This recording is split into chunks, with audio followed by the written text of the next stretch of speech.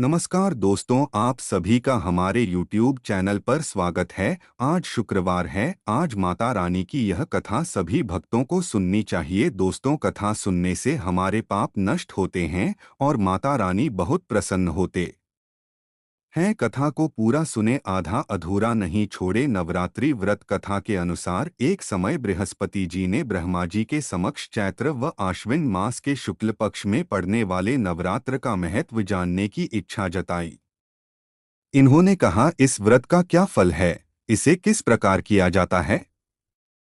सबसे पहले इस व्रत को किसने किया, ये सब विस्तार से कहिए। बृहस्पति जी के प्रश्नों का जवाब देते हुए ब्रह्मा जी ने कहा, हे बृहस्पति, प्राणियों के हित की इच्छा से तुमने बहुत अच्छा प्रश्न किया है। जो इंसान मनोरथ पूर्ण करने वाली माँ दुर्गा, महादेव, सूर्य और नारायण का ध्यान करता है, वे धन्य है। यह नवरात्र व्रत संपूर्ण कामनाओं को पूर्ण करने वाला है। इस व्रत को करने से पुत्र सुख, धन, विद्या और सुख मिलता है। इस व्रत को करने से रोग दूर हो जाता है। घर में समृद्धि की वृद्धि होती है। बंध्या को पुत्र प्राप्त होता है। समस्त पापों से छुटकारा मिल जाता है। जो मनुष्य इस नवरात्र व्रत को नहीं करता, वह अनेक दुखों को भोगता है। यदि व्रत करने वाला मनुष्य सारे दिन का उपवास न कर सके तो एक समय भोजन करे और 10 दिन बांधवों सहित नवरात्र व्रत की कथा का श्रवण करे। हे बृहस्पति, जिसने पहले इस महाव्रत को किया है, वह कथा मैं तुम्हें सुनाता हूँ। ब्रह्मा जी बोले, प्राचीन काल में मनोहर नगर में पीठत नाम का एक अनाथ ब्राह्मण रहता था। वह माँ दुर्गा का भक्त था। उसे संपूर्ण सद्गुणों से युक्त सुमति नाम की एक अत्यंत सुंदर कन्या उत्पन्न हुई। वह कन्या अपने पिता के घर में अपनी सहेलियों के साथ क्रीड़ा करती हुई इस प्रकार बढ़ने लगी जैसे शुक्ल पक्ष में चंद्रमा की कला बढ़ती है। उसका पिता प्रतिदिन जब दुर्गा की पूजा करके होम किया करता, वह उस समय नियम से वहां उपस्थित रहती। एक दिन सुमति भगवती के पूजन में उपस्थित नहीं हुई। उसके पिता को पुत्री की ऐसी असावधानी देखकर क्रोध आया और वह पुत्री से कहने लगा, अरी दुष्ट पुत्री, आज तूने भगवती का पूजन नहीं किया, इस कारण मैं किसी कुष्ठ रोगी या दरिद्र मनुष्य के साथ तेरा विवाह करूंगा। पिता की बात सुनकर सुमति को बड़ा दुख हुआ और पिता से कहने लगी, हे पिता, मैं आपकी कन्या हूं तथा सब तरह आपके अधीन हूं। जैसी आपकी इच्छा हो वैसा ही करो। चाहे राजा से, चाहे कुष्टी से, चाहे दरिद्र से, जिसके साथ चाहो मेरा विवाह करना चाहो कर दो, पर होगा वही जो मेरे भाग्य में लिखा है। क्योंकि कर्म करना मनुष्य के अधीन है, पर फल देना ईश्वर के अधीन है।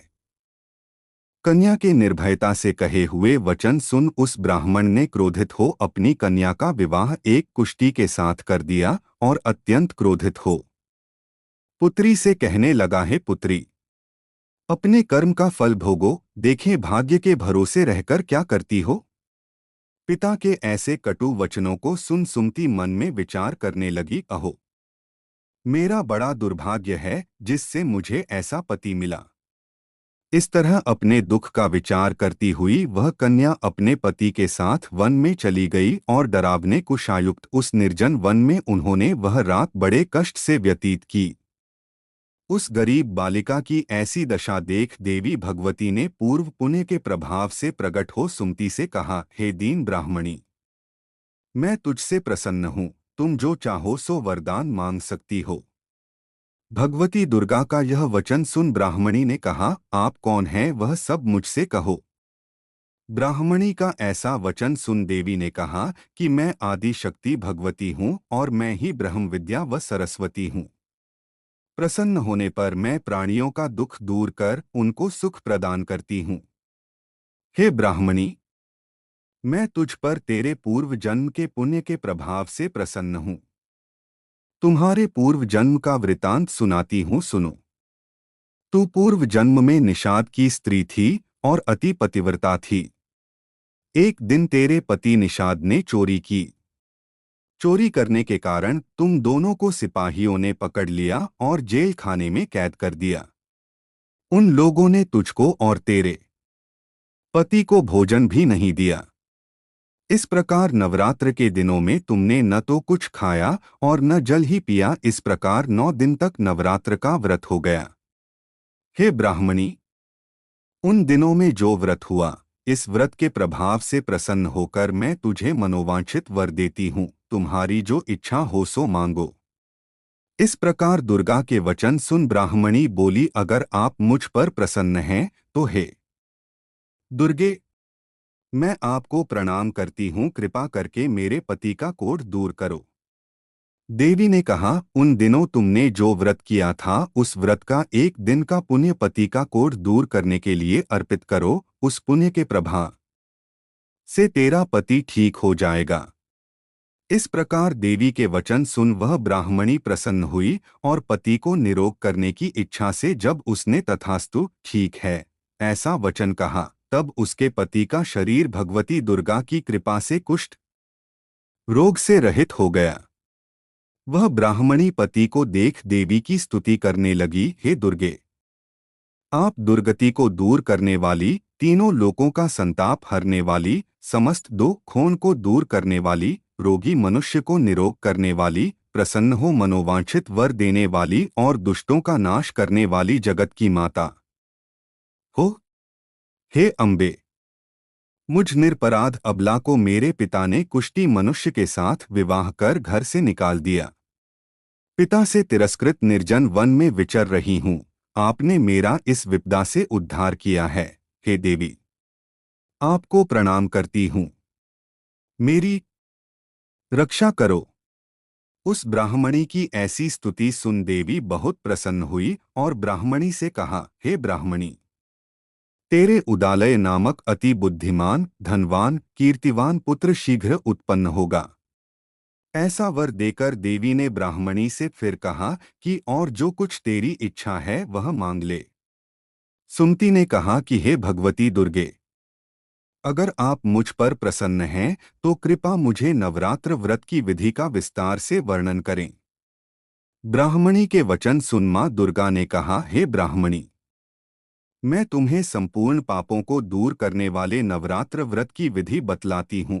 चैत्र मास के शुक्ल पक्ष की प्रतिपदा से लेकर 9 दिन तक व्रत करें। यदि दिन भर का व्रत न कर सकें तो एक समय भोजन करें।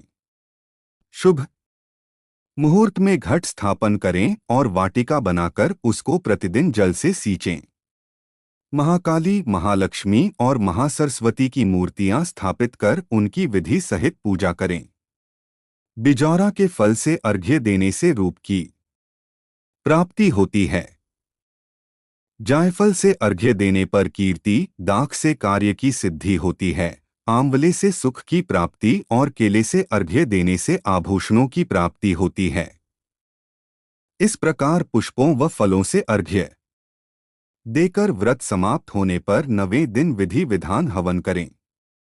खांड, घी, गेहूं, शहद, जौ, तिल, बिल्व, बेल, नारियल, दाख और कदम्ब जैसी विभिन्न सामग्रियों से हवन करें। आंवले से कीर्ति की और केले से पुत्र की, कमल से राज सम्मान की और दाखों से संपदा की प्राप्ति होती है। खांड, घी, नारियल, शहद, जौ और तिल तथा फलों से होम करने से मनोवांछित वस्तु की प्राप्ति होती है। व्रत करने वाला मनुष्य इस विधि विधान से होम कर आचार्य को अत्यंत नम्रता के साथ प्रणाम करे और यज्ञ की सिद्धि के लिए उसे दक्षिणा दे। इस प्रकार बताई हुई विधि के अनुसार जो व्यक्ति व्रत करता है उसके सब मनोरथ सिद्ध होते हैं, इसमें तनिक भी संदेह नहीं है। इन 9 दिनों में जो कुछ दान आदि दिया जाता है उसका करोड़ों गुना फल मिलता है। इस नवरात्र व्रत करने से अश्वमेध यज्ञ का फल मिलता है।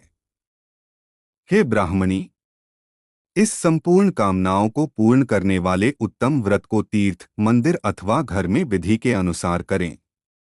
ब्रह्मा जी बोले, बृहस्पति जी से बोले। इस प्रकार ब्राह्मणी को नवरात्रि व्रत विधि बताकर देवी अंतर्ध्यान हो गई। अत जो मनुष्य या स्त्री इस व्रत को भक्तिपूर्वक करता है वह इस लोक में सुख प्राप्त कर अंत में मोक्ष की प्राप्ति करता है। ब्रह्मा जी बृहस्पति जी से कहते हैं कि यह इस दुर्लभ व्रत का महात्म्य है जो मैंने तुम्हें बताया है। ऐसा सुन बृहस्पति जी आनंद से प्रफुल्लित हो गए और कहने लगे कि हे ब्राह्मण, आपने मुझ पर अति कृपा की जो मुझे इस व्रत का महत्व सुनाया। ब्रह्मा जी बोले कि हे बृहस्पति, यह देवी भगवती संपूर्ण लोकों का पालन करने वाली है, इस महादेवी के प्रभाव को कौन जान सकता है। बोलो देवी भगवती की जय।